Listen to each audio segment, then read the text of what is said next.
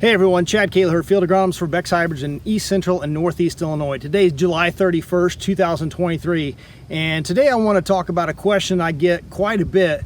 It's how long do we need to watch our corn crop for spraying a fungicide?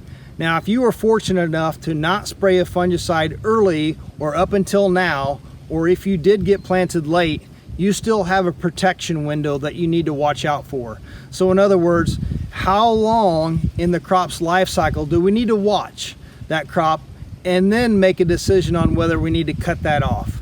And if you look at Beck's PFR data over the years, that has really identified that VT to R1 stage to be the most profitable time. However, we're dealing with some diseases in the last 5 years, particularly tar spot in our territory, that has changed that game a little bit and maybe moving that optimum timing window back later in the growth cycle of the corn.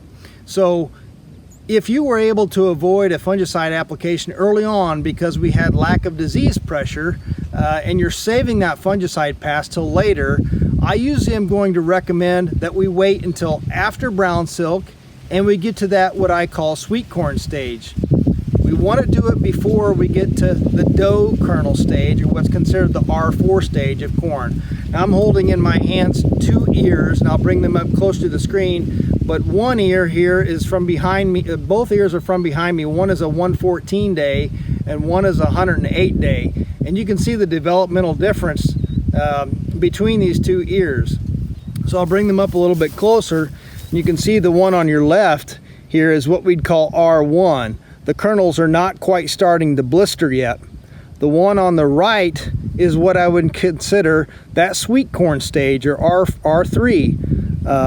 And this is where once we get to the full sweet corn stage, or what I call the late R3 stage in corn, and we don't see any disease, we can probably call it quits on not putting a fungicide out there. Now keep in mind, there are benefits to spraying a fungicide. Even at this sweet corn stage or full R3 stage before we get to R4. It can protect us against a late infection of tar spot as well. We can also help gain some additional stress tolerance throughout the month of August, and we'll also pick up some good standability whenever we do spray a fungicide if we're free of disease at this time. So I recommend that we watch our corn crop at least through this R3 stage. If we want to go ahead and pull the trigger on the fungicide application at that time, that would be a good time to give us a little bit additional stay green and the possibility of moving more carbohydrates into those kernels to make sure we fill those kernels out very well, and we protect against the late infection of tar spot and also improve our standability for an easier harvest.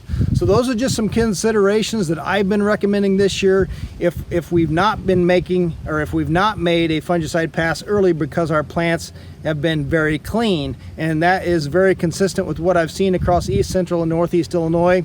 Through pollination time, through brown silk, our plants have remained basically disease-free.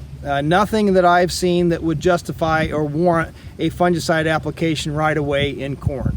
In fact, most growers in the area have sprayed all their beans, and then in corn they've been delaying that application to wait and see if we do have fungicide, or making that application later with fungicide in corn to protect more of the back half of grain fill or improve stress tolerance in August and also the standability.